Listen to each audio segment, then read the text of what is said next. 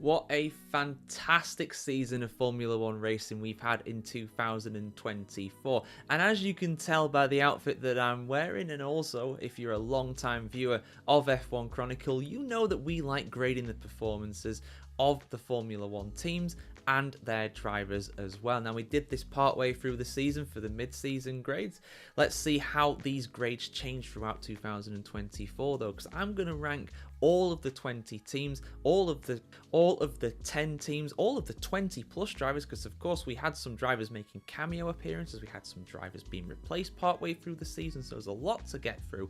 We're going to rank all of them according to a traditional grade system in school. These days in the UK, apparently they use numbers for grades now, but it wasn't like that during my day. So I'm going to rank all of the teams, all of the drivers, anywhere from all the way down at F if they failed, all the way up to A star or A plus if they were top of the class. So guys, let's get into it. We're going to go from the bottom of the Constructors' Championship order up to the top. So we'll start with Sauber and then we'll eventually make our way up to McLaren at the top. I will make these in clip formats for you guys as well, but this is the super cut that you guys are watching. So let's go for this, guys. Let's have some fun and let's get into the full season F1 Chronicle grades for both the teams and the drivers in the 2024 season. Let's dive in. So we're going to start with Sauber. Sauber, of course, finishing bottom of the Constructors' Championship in 2024. What a dismal season it has been for Formula 1's only Swiss team. There is hope heading into the future for Sauber. Of course, they've got a completely new driver lineup in 2025, and of course the Audi rebrand will be completed for 2026, where there is new staff entering the team, and also the potential for that rebrand to really bear fruit in terms of a complete reset in terms of the aerodynamics and the engine format. Their own engine, they're going to have Audi engines, of course, in 2026 as well, but keeping it with the present and looking slightly to the past in 2024. What an awful season it's been for them. They finished 9th overall in 2023, but they went one worse in 2024, 10th and last. It was very nearly a pointless season as well. Zhou Guanyu's 9th place, Zhou Guanyu's 8th place in Qatar, being the only point scoring finish of the entire season for the Hinwil outfit. Valtteri Bottas didn't score any points throughout this season, but weirdly I think that Bottas actually had a better season. Overall he was far more consistent than Zhou, but overall Sauber's car on the grid was the worst out of any by far. Operationally they were a mess at times as well. A lot of instability behind the scenes for them as well. Of course, Andrea Seidel leaving, Mattia Binotto coming in, which might be a good thing for them. I'm not too sure with that one, but either way, a lot of craziness happening behind the scenes, and they've sold part of the team over to the state of Qatar as well, their sovereign wealth fund, which you might think is a good thing, but overall I don't think it's a great thing financially for them. But on the track, like I said, they've been awful at times. I mean, Zhou Guanyu did finish, I think, in 9th place in the sprint in his home race in China, which was something. There were a couple of times they were close to scoring points. Zhou Guanyu again, 11th place in Bahrain.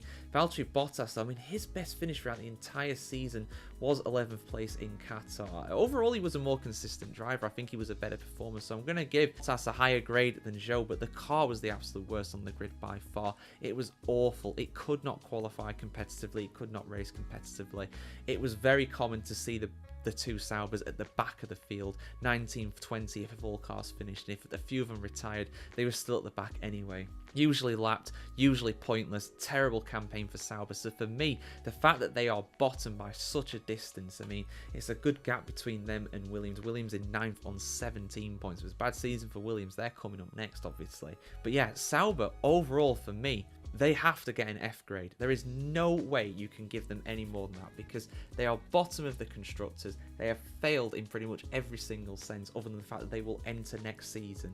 You know, they will continue. Unlike their two drivers, they will both leave Formula 1 as racing drivers. I hope to see them back in a race seat in the near future, but I don't think they're to blame overall. Now, Zhou, I might be being a bit generous giving him a D grade overall. I mean, if it wasn't for that point score in Qatar, I will be honest, I think that I would probably give him an E, maybe even an F, you know. But I think the car's been terrible, and you can put the best drivers in a terrible car and they will still get bad results. It's simple as that. Bottas I've given a C. I feel like he has done all right in that car. Obviously, he has been terrible overall in terms of his point scoring and his average finishes, but I think overall he's not done too terribly, but it's hard to tell when you got such a bad car. So I imagine that both of these will be controversial opinions, but it's what I'm giving them at the end of the day. Taking the car out of the equation, I think they've done all right. They've kept the nose clean as well throughout the season. I don't think there's been many crashes involving the Sauber cars. So again, from a financial point of view, as we'll get on to Williams, that can have a very detrimental effect if you're having lots of crashes.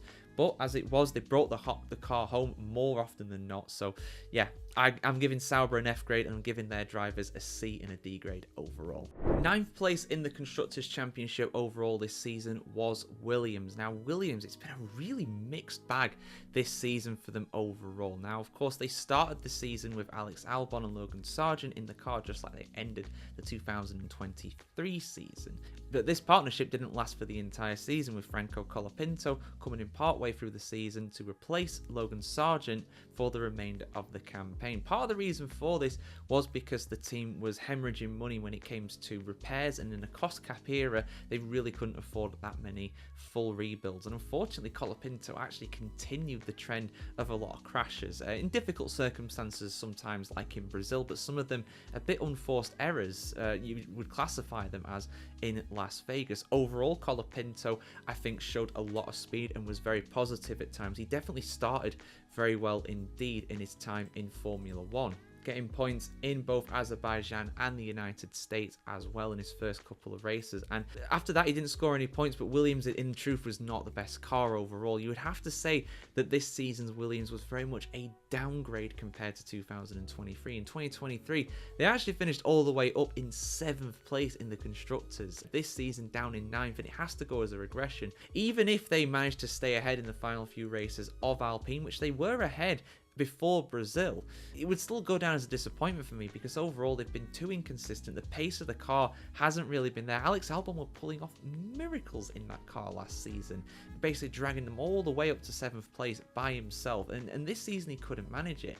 Now I understand some people that say that, oh, maybe Alex Albon wasn't as good this season. I don't think he was in truth as good as this season, but at times he definitely overperformed in that car. I mean, at the end of the day, he did beat his teammate both times overall. He absolutely wiped the floor with Logan Sargeant earlier in the season, and overall he had the edge on Colapinto. So for me, he was above average. Williams very much below average. Colapinto overall about what you would expect. He would impress me for sure, but to say he was above average overall throughout his entire thing in Formula 1, his cameo appearance as it were for 9 rounds, I would say would be a bit much personally. And in Sargeant, really, I think he has to get an F grade, because quite frankly this season he failed. Simple as that. He was sacked partway through the season for not being quick enough. Didn't score any points this season. So for me, an F is about right. Colapinto was about par, about what you would expect with a C grade. Definitely showing flashes of brilliance, and I really want to see him back in F1 one day. And I think he does deserve a seat on the 2025 grid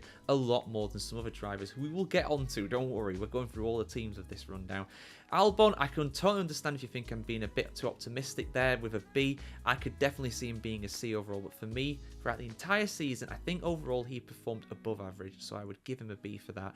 Williams, though, as a team, a D. It's been a big regression for them overall. They'll be hoping for a lot better. I am hopeful they'll be able to do that. They've got a good engine in the back in the form of the Mercedes engine, and James Vowles, I think, is an excellent team principal, but even he will admit that this season has been a disappointment overall. It has to be. Alright, RB, the second Red Bull team that will be rebranded to Racing Bulls in 2025. But how did they perform in 2024? Well, it's been a real mixed bag for them. Another team that had 3 drivers throughout this season, of course, beginning the campaign with both Yuki Tsunoda and Daniel Ricciardo in the cars. But Liam Lawson stepped up to replace Ricciardo from the United States Grand Prix. RB did show some excellent pace at times, and they were very much in the battle for 6th place and kind of a best of the rest position, if you will, throughout most of this campaign, until Haas obviously overtake them, and then Alpine incredibly got that double podium in Sao Paulo, which really put pay to RB's aspirations of getting higher than 8th place in the Constructors' Championship. Overall, I'd say this season they were better than in 2023. I mean, they finished in 8th place overall in 2023 as well, but they almost got double the points as what they managed a year prior as AlphaTauri. So it's definitely been an improvement for them. But but I wouldn't say it's been enough to say that they've been above average. I'd say they've been about where they should be. 8th place overall in the constructors. If they manage to get 7th, I might give them a B potentially, but overall, I'm going to grade the team as a C. But what about their drivers? Well, Tsunoda for me has definitely outperformed his car at times. I think he's had an incredible job this season.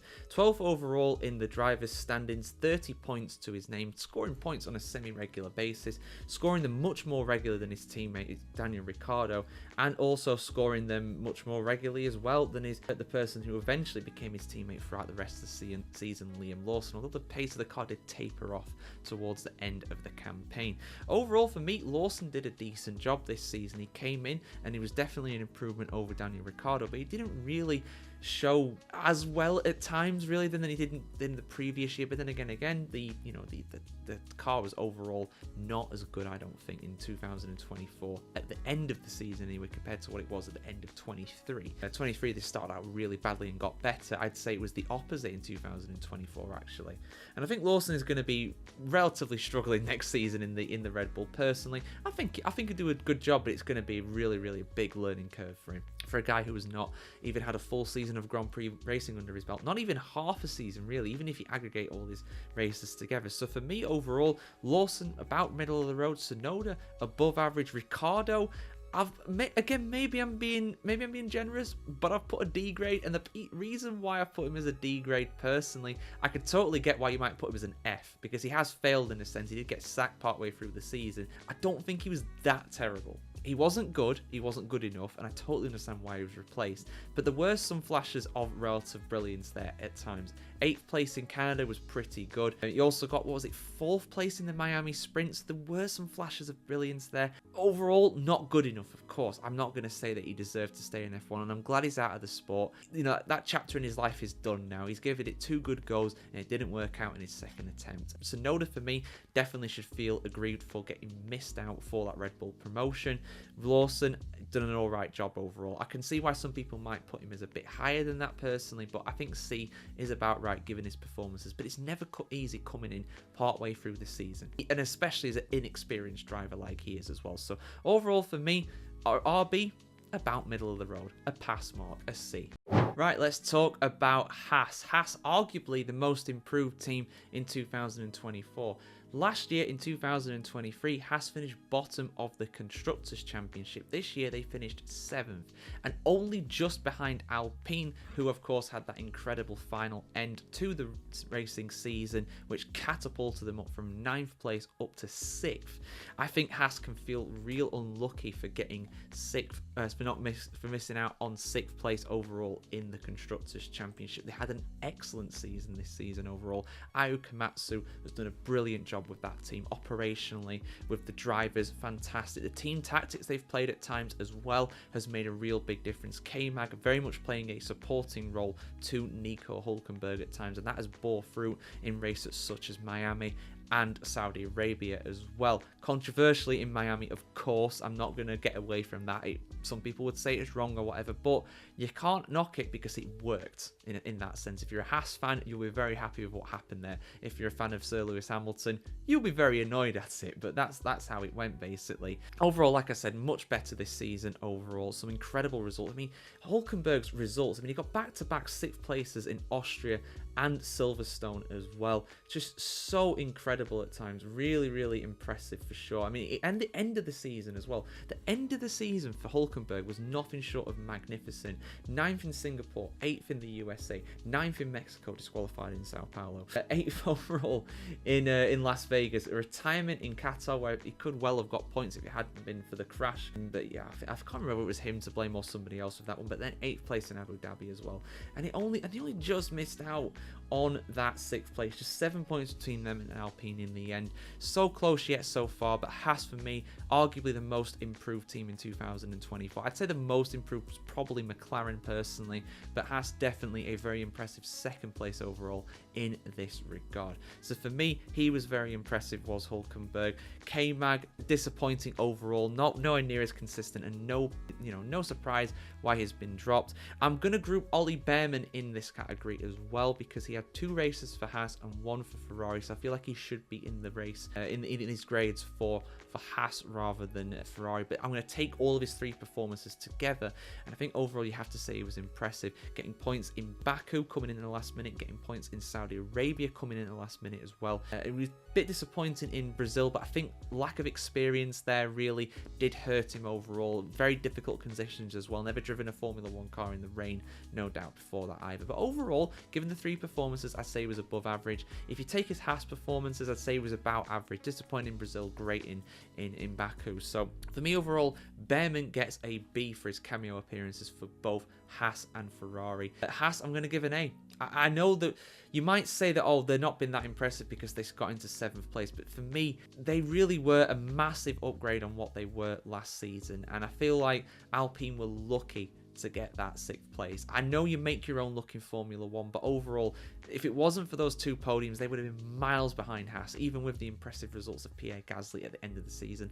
Hulkenberg, for me, one of the performers of the season. I think it's a shame in a sense that he's going to drive for Sauber next year, because that's probably going to be the worst car on the grid. But, you know, in the Haas this season, he's been absolutely mesmeric at times. He's really, really outperformed that car, showing why, for my money, he is one of the best drivers on the grid in a midfield car. You know, a bit like a Perez, a bit like Sergio Perez, great in a midfield car, terrible in a front running car. He's never been in a front running car, of course. We'll never know probably whether he's got that in him. But K-Mag overall, D. I'm going to give him a D grade with this one because I think he has underperformed overall this season, and he'll be the first to admit that, and I wish him all the best in his career with BMW in sports car next year. But yeah, moving on to the next team. Next up, we've got Alpine. Very much a Jekyll and Hyde season for them. They started off the season as arguably the slowest car on the grid. They were very poor operationally. They were a mess as well. Ocon had about 15 penalties in Bahrain at the opening round of the season. And both drivers really struggled to get grips with the car. However, as the season went on, to their credit, Alpine definitely developed the car and it got faster. Although, in Monaco, we had a very notable incident between the 2 Alpines where they made contact, and Ocon slamming into the side of Gasly, ruining potentially what could have been their first points finish of the season. Gasly did, of course, have come home in 10th place to get that point and open Alpine scoring for the 2024 season. However, the casualty was Ocon himself, who was summarily sacked for the next round in Canada, at least sacked in terms of his contract not being renewed for the 2025 season. He will move to Haas for next season, and in his place will be Jack Doohan, who's coming into this team for next season. For me, Ocon overall this season has to go down as a disappointment. He did get the best result of the season in Brazil, a 2nd place where he was absolutely fantastic. But I always say this about Ocon, he is such a fair weather driver. He is so inconsistent. He's very talented clearly, but he only performs for 1 or 2 races a season, like he did at Alpine in 2021 with the Hungary race. He got 1st place in that one, he won it, but what did he do for the rest of the season? Not really much from memory. It's done the same this season as well. You take away his 2nd place in Sao Paulo, and his highest finish this season is 9th, and he only managed that once as well. Only 5 points finishes through this season, and 3 of them both at 10th place. He has been very poor in my opinion, and going from Nico Hulkenberg in that Haas this season to going Esteban Ocon for next season, I think that is a humongous downgrade. And I would even argue that replacing Magnussen, if you want to look at it like that, is a downgrade overall. Ocon will not do the same thing as what Magnussen will do for that team, 100% no. But anyway, so yeah, Ocon for me a disappointment for this season. Gasly though, one of the drivers of the season, he was absolutely fantastic. He got his 3rd place in Brazil, but I don't want to let that overshine things because he got some incredible points finishes through this season. He got the first few points for Alpine in the mid part of the season, getting 4 point scores in a row. But then towards the end of the season, 5th place in Qatar, 7th place in Abu Dhabi. He would have got a strong points finish in Las Vegas if his car hadn't blown up as well. The Alpine engine, the Renault engine, I should say. It's no wonder why they're getting rid of that for 2026. Clearly, it is a bag of bolts. It's not very powerful, and it literally blew up because it couldn't handle the high speed. It revved too high, which if that doesn't summarize Renault engines in Formula 1 in the turbo hybrid era, I don't know what does. So the team and Ocon disappointing. I know, before anybody says it, I know that Alpine got 6th place, and it was a great recovery by them. They did an admirable job to recover this season, to get it to something even worth talking about for them. But their goal, their stated goal at the start of the season, was to get into the top 4, and they were absolutely miles off it. So for that, for me, it's a disappointment. Gasly, though, one of the stars of the season. I'm going to give him an A grade overall. Alpine, I'm giving a D because they've been disappointing. I feel like an E would be harsh because they've not been that terrible overall. They were at the start of the season, but not by the end. But they were disappointing. They set their goal and they failed to achieve it. Therefore, you don't pass, you get a D grade. Same with Ocon as well. He's effectively been sacked, so you can't put him higher than a D grade for me. But if it wasn't for that second place in Brazil, I would say he'd be a borderline E grade personally. But that's just my take. What is yours? Let us know in the comments below. And of course, we've got plenty more teams still to go. So, Aston Martin. What an absolutely awful season it's been for Aston Martin in 2024. Yes, they maintained their 5th place overall in the Constructors' standings from 2023, but that's about where the similarities end. I think, to be honest, they started the season in not the worst form. They did seem to gain a little bit of ground compared to the top 4 teams if you compare their end of 2023 with start of 2024. So in the off season they did an alright job, but as the season went on, it just got worse and worse and worse, to the point where Fernando Alonso was saying that the car was probably the slowest car on the grid aside from the Saubers, and it's hard to disagree with the Spanish Samurai when it comes to that one. Alonso's performances throughout this season have been admirable. I mean, you look at him in the standings and he's actually got almost half the points of what Sergio Perez has got in the Red Bull. He is best of the rest in a sense, in 9th place overall in the Drivers' Championship. And the one blot on his copybook really for me is the fact that he's not got a podium this season. But I don't think that's his fault. I think the car's just not been good enough. Like I said, in 2023, they started out as the 2nd fastest car on the grid, I would say, and they could have even got a win early on in the campaign, but they just regressed through the season. This season, they started about 5th overall as the 5th fastest car on the grid, and just regressed to being about the 8th or 9th fastest car on the grid. Lance Stroll, again, was pretty dismal this season. I think he was probably maybe a little bit better than last season. He did beat Alonso in some qualifying sessions, in some races, but it was really scattergun, to be honest with you. His performances as the season went on just got worse and worse. And in fact, he didn't score a point after Hungary, which again, that tells you all you need to know right there.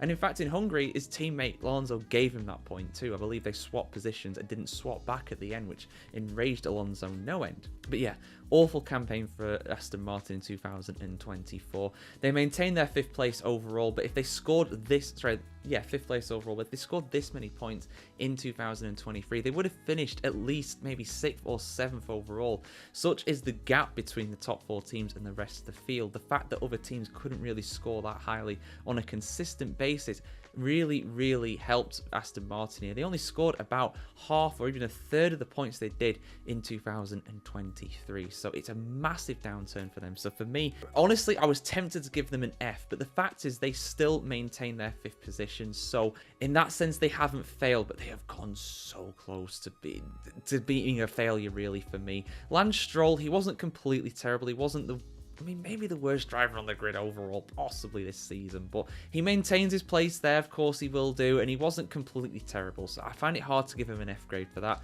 Alonso, like I said, 9th place overall in the drivers' standards, the best of the rest, the most consistent driver from outside of the top 4 teams when it came to scoring points. So for me, he's overperformed in that car. He's got a B. He is the only reason why that team has gotten 5th overall in the Constructors. If it wasn't for Alonso, Aston Martin would have been 8th maybe. Genuinely, they really would have been. You put an average driver in that car alongside Lance Stroll and they would struggle no end to score points. But yeah, there we go guys. Let's head into the top 4 teams, the winning teams from 2024. So we're into the top 4. All of these teams have won races in 2024. In fact, all of the drivers, bar one very notable exception that we will get to, won multiple races this season. And that also applies to Mercedes, who finished 4th overall in the championship. Now, this season has to go down as a regression for Mercedes. In 2023, they were 2nd overall in the championship. Interestingly, with less points than what they managed this season. But such has been the consistency of the top 4. They actually slipped from 2nd down to 4th, which has to go down as a disappointment overall.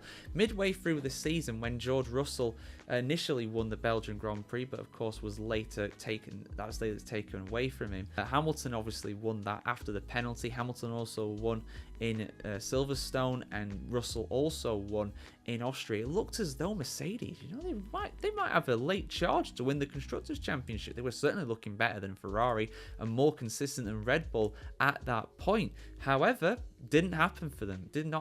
After the summer break, the pace in the car simply was not there, and they seemed to rediscover it around Las Vegas, but that very much seemed like a bit of a flash in the pan as well. Overall, Hamilton was a bit disappointing this season, I would say, but what saves him in terms of his grade, though, is his incredible performance in Las Vegas, where he went from, 10th place up to 2nd by the finish. He also won incredibly at Silverstone as well, and had a fantastic drive to beat his teammate, despite starting all the way near the back of the grid in Abu Dhabi. Overall, throughout this season, though, Russell was a much more consistent driver, and that is reflected in the championship standings. Just 22 points between Hamilton and Russell, but Russell ahead in the Drivers' Championship, his 6th place overall, higher than Hamilton's 7th. This being the worst season for Lewis Hamilton in terms of his overall finishing in the Drivers' standings. He's never finished below 6th place before this season, but he managed it in his final season for Mercedes. So it's a bit disappointing for Hamilton, but he's saved by the fact that he actually managed to win incredibly at Silverstone and get that podium finish in Las Vegas as well. He showed flashes of his old self, although there were some very dark moments, like in Qatar, where he was like, I want to retire the car, I want to give up, basically. But overall, the car is a big regression over what was happening in 2023. Going from 2nd down to 4th, that is not the fault of the drivers, that is the fault of the team. So for me, Mercedes, disappointed, and they are getting a D grade overall this season. I think, like I said, there was real optimism in the summer break, but then they came back and they just weren't there. Very much the opposite of what Ferrari was, really, in my opinion. But yeah, I think Russell gets a B grade because he overperformed that car at times, and I think there's been some incredible drives, understated drives, like in Brazil, for example. He was way up there. He was more consistent this season than Hamilton, and to be more consistent in the same car as a 7-time world champion, that has to earn you props. Yes, there were some dodgy moments, Qatar qualifying being one of them, but overall, I think he did quite good, to be honest. Hamilton, disappointed. Overall, I was tempted to give him a D grade, but I can't do it because of the wins. There's clearly massive talent there, and I'm very excited to see what he does at Ferrari next season. But this season, I think it's probably his worst season in Formula 1 overall, but that tells you how high of a standard this guy has set over the last decade and a half in the sport. So there we go, guys. Let's head on to the team that finished, that won the Drivers' Championship, but finished 3rd overall in the Constructors. It's Red Bull. So Red Bull, very much a polarizing season for them. They started off with the most dominant car in the sport's history, continuing its incredible form into 2024. Of course, last season they won untold amount of races, broke so many records with Max Verstappen, and it seemed as though it was going to be the same in 2024. However, when the rules changed, when that car changed from Miami onwards, the playbook was very much different after that, and they were on the back foot, eventually being overtaken by McLaren and Ferrari as well. Red Bull finishing 3rd in the Constructors, Max Verstappen winning the championship comfortably in the Drivers, but becoming the first driver since Nelson Piquet back in 1983 to win a Drivers' Championship with the team that finished 3rd overall in the standings. And Piquet, of course, as well, potentially being Verstappen's future father-in-law. Of course, Verstappen going to become a father later this year. Into 2025 as well. So yeah, just some weird trivia with that one. Verstappen was absolutely mesmeric through this season for the most part. I mean, there were flashpoints, there were moments where he looked nervous, a bit out of control. Austria, Hungary, on top of that as well in Mexico as too, and he got punished for a lot of those as well, and rightfully in my opinion. But the thing is with Verstappen is that I think this season has been his best in Formula 1, even more impressive than last season, because I don't want to say it's easy to win the championship in a car that is the best, right? It's not. It's very challenging to win a Formula 1 World Championship, unbelievably so. We've seen how arguably Lando Norris has cracked under the pressure of trying to do that himself, right? But Verstappen this season has outperformed that car on a number of occasions. Now, you might say that the yardstick of Sergio Perez isn't particularly challenging one, and I would partly agree with that. But overall, I think he's done an incredible job, not only to win the championship, but to win so many races when perhaps his car wasn't the fastest, and to get top 5 finishes when his car wasn't the fastest as well. That's what's winning the championship, being so consistent, getting good points finishes when his car wasn't anything like the best on the grid. That is what got him his 4th world championship, and for me, the consistency of it, being able to do it so impressively for so long, hanging on when his car was 4th, 3rd fastest for a good chunk of the second half of the season. I think that's his most impressive campaign. So Verstappen, for me, will get a very high grade with this one. Red Bull themselves, they went from winning the Constructors comfortably by the biggest margin in history, winning almost every single race, every race bar one in 2023, to finishing 3rd overall. And it's a very hard one for them to grade, because for me, it's all about how you think about Perez. Do you think that Perez is the reason why Red Bull didn't win the Constructors, or do you think Red Bull is the reason? For me, I think it's a bit of both. So therefore, for me, Perez has absolutely done a terrible job this season. He's been sacked from the team for next season. His contract has been cancelled. He has been paid off effectively to the tune of around $16 million US, which is a huge amount for any team in Formula One. So that tells you how lowly they are ranking him, and I understand why, because he's been terrible. He's the only guy from in those top 4 teams to not win not only 1 race but 2 races. Everybody else won at least 2 Grand Prix through this season. So Perez, for me, gets an F grade, which isn't a surprise. Verstappen, though, he gets the highest grade of the lot. He gets an A star, an A plus, if you will, if you're watching this over in America, or anybody else that use that particular grade system. But us in the UK, we say A star for the best of the best, and he's been the best of the best. He's been the driver of the season for me. He has to be. Red Bull overall, I was tempted to give them a D. I was thinking of giving them a B. It's such a hard one to grade. So I'm gonna sit on the fence. I'm gonna give them a C, because there were times during this season when, you know, obviously they started incredibly well. They regressed through the rule changes. They struggled to adapt to these changes, but eventually I think the car did recover towards the end of the season, and they should get some credit for that. So I think they get a C overall. I can understand if you want to give them a B. I can understand if you want to give them a D, but I'm going to give them a C. I'm going to go middle of the road with this one, because I think Perez has to take a lot of the blame for them not winning the Constructors. You know, if he was more consistent, even in the earlier parts of the season, winning the odd race here and there, he would have kept his job and he wouldn't have been an F grade. So for me, it's a real mixed bag for Red Bull. The team middle of the road, Verstappen top of the class, Perez bottom of the class. He's in detention. He's kicked out of the school even, because he's not in Formula 1 next year. So let's move on to the top 2. Scuderia Ferrari is number 2. They finished 2nd overall in the Constructors' Championship, and they came so close to winning their first championship in that regard, or championship of any description actually, since the 2008 season. They fell just short in the end, but their recovery, their improvement from the midpoint of the season towards the end of the season was nothing short of spectacular. They looked down and out after Belgium before the summer break. In the second half of the season, they recovered magnificently, getting some huge wins.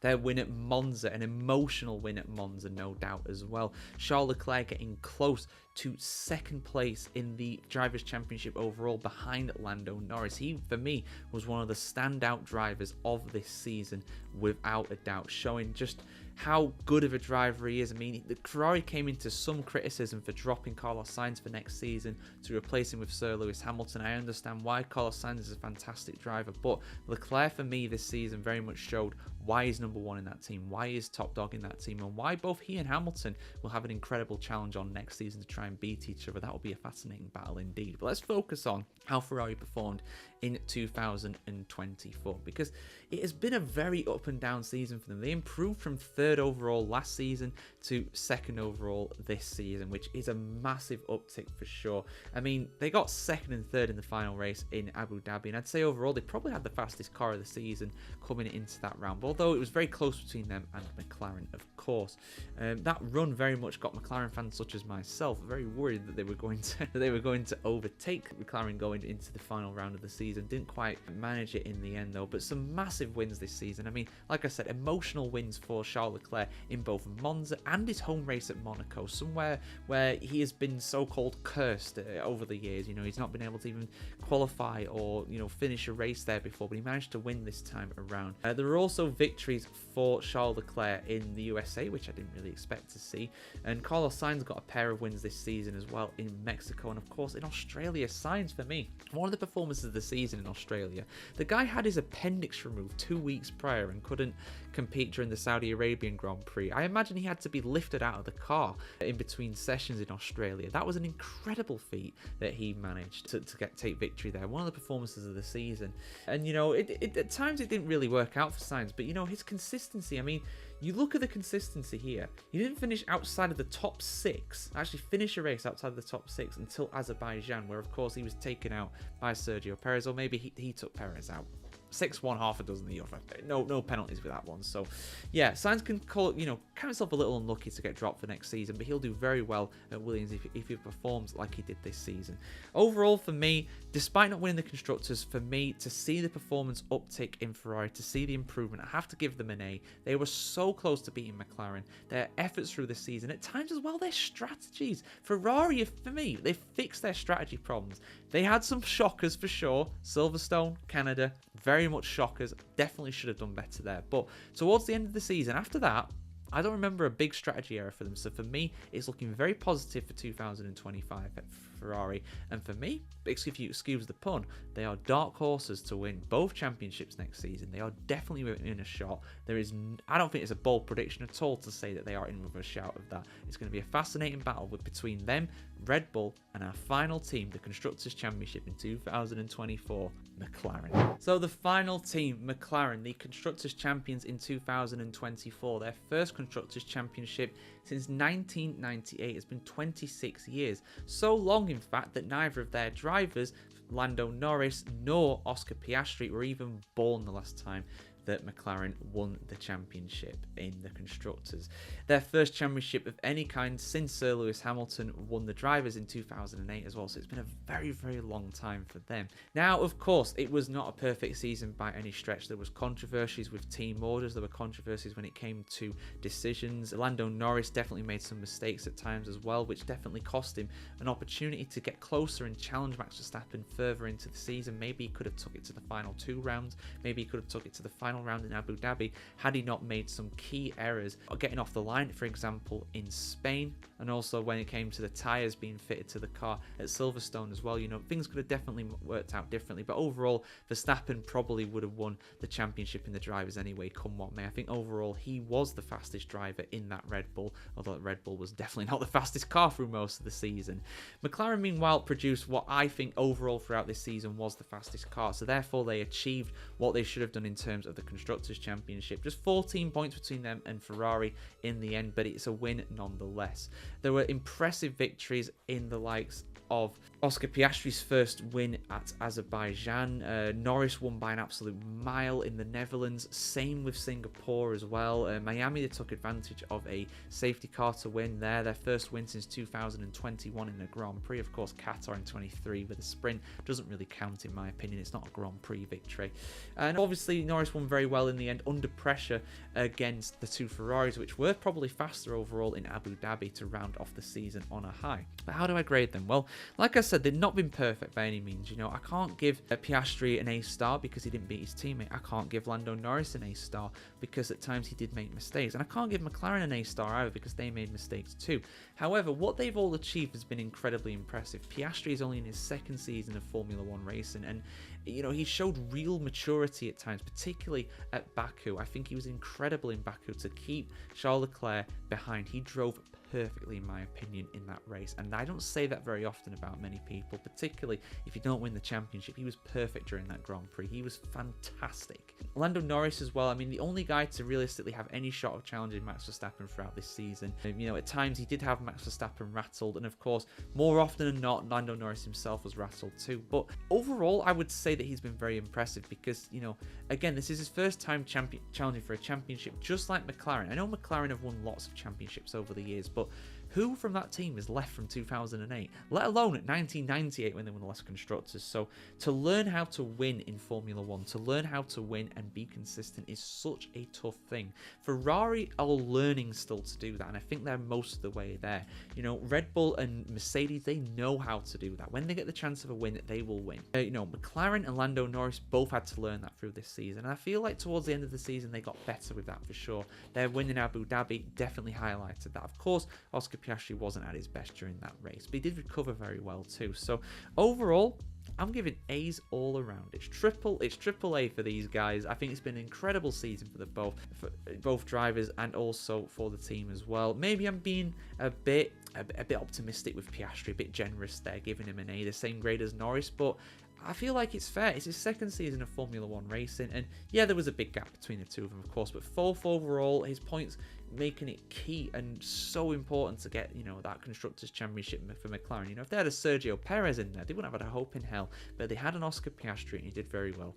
He will have a shot of the championship next year, so will Norris, and so will McLaren. I think it's going to be a fascinating season next season overall. I've really enjoyed it, and I've enjoyed covering it here for you guys here on F1Chronicle.com. I've absolutely loved it. I've got to thank all you guys for all the support you've been giving throughout this year. And yeah, I hope you've enjoyed this big rundown of all the teams. If you're watching this in clip format and you've just tuned in for the McLaren one, I've done one for all the other 9 teams as well. The Super Cut will be out on MSN. It will be out on YouTube, probably a few other platforms as well, combining all these together to make an every Formula 1 team and driver rated in 2024 video. Like I said, I can finally take this off as well. It's very uncomfortable, just like it was for the mid-season grades. It doesn't get any easier to wear that. But yeah, this shirt's nice and comfortable at least, and I've worn it because, of course, McLaren won the Constructors this season. So yeah, I hope you've enjoyed this ride, guys. I hope you enjoyed listening to me. I hope you've had a lovely Christmas. I hope you have a fantastic new year. Let's make 2025 a big one for the F1 Chronicle. We've got over 7,000 subscribers on YouTube now. Unbelievable stuff. It's showing no sign of slowing down. We got, what, over 20k on Microsoft as well. So yeah, thanks for everybody who's been showing your love and your support. And yeah, we'll see you very soon in 2025. We'll keep the content going. There'll be plenty of explainer videos in the meantime, in the off season and other things as well. So yeah, stay tuned for that. See you soon. Have a good one, and let's make 25 a very good one indeed.